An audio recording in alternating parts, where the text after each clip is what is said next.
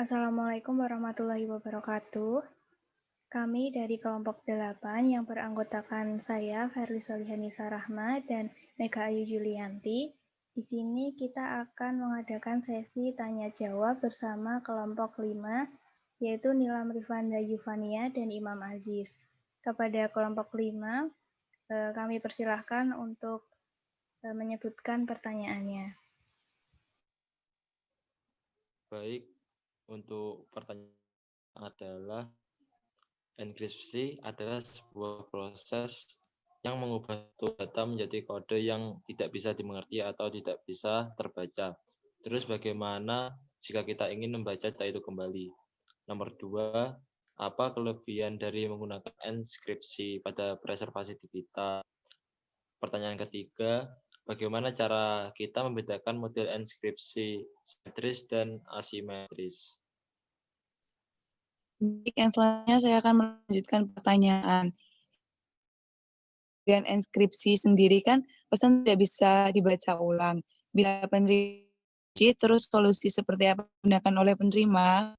Lalu pertanyaan yang terakhir, apakah ada contoh dari pengguna enkripsi data dalam kehidupan sehari-hari? Terima kasih.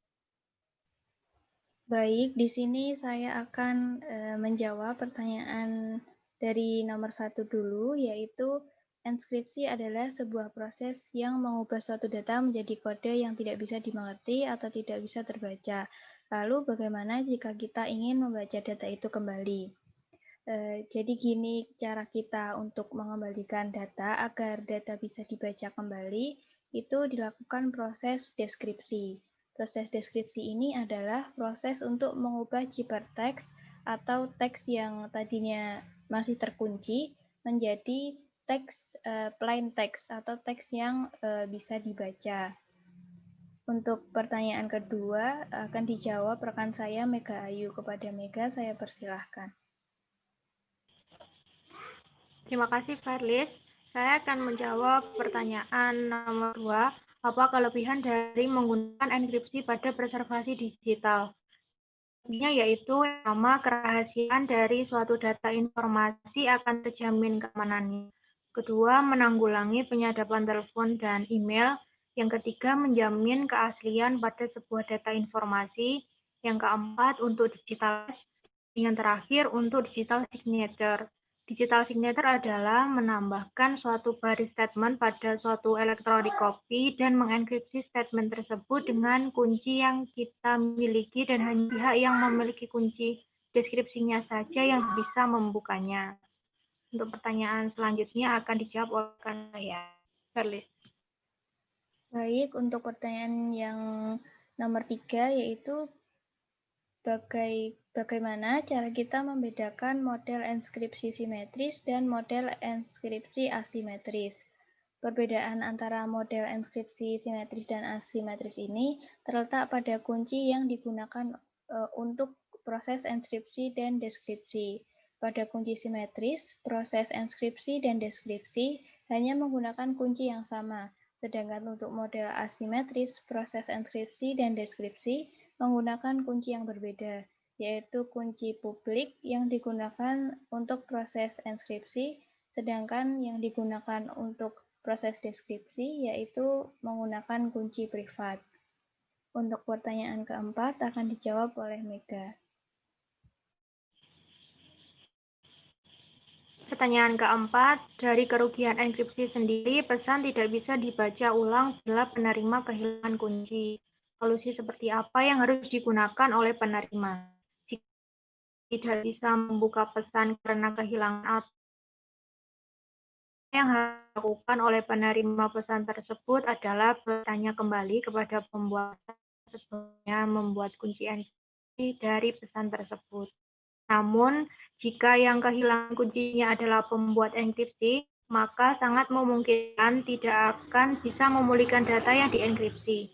Ini cukup penting bagi kita untuk memiliki kemampuan pencadangan kunci yang efektif. Saat mencadangkan data, kita perlu pastikan kalau data sudah dienkripsi dengan menggunakan standar enkripsi canggih. Selain itu, kita juga harus memastikan penghapusan kunci yang kadaluarsa secara teratur. Pertanyaan selanjutnya saya Ferlis.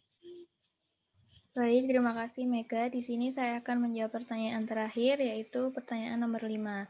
Apakah ada contoh dari penggunaan enskripsi data pada kehidupan sehari-hari? Jawabannya tentu saja ada. Contohnya ada pada aplikasi WhatsApp yang sering kita gunakan.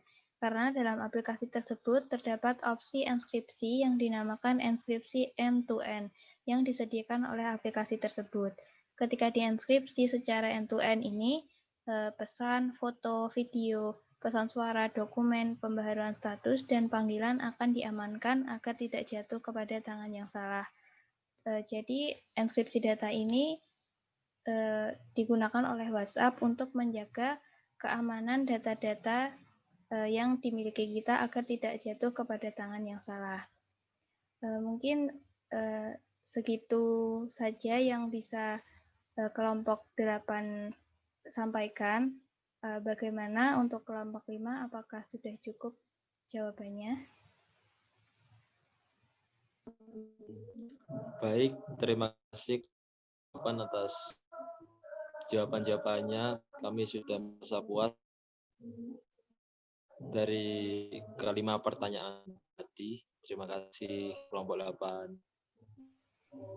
Baik, sama-sama terima kasih kembali kepada kelompok 5 yang sudah mengajukan beberapa pertanyaan tadi. Semoga bisa menambah wawasannya lagi. Mungkin cukup sekian dari kelompok 8. Maaf bila banyak salah dan kekurangannya. Wassalamualaikum warahmatullahi wabarakatuh. Waalaikumsalam warahmatullahi wabarakatuh.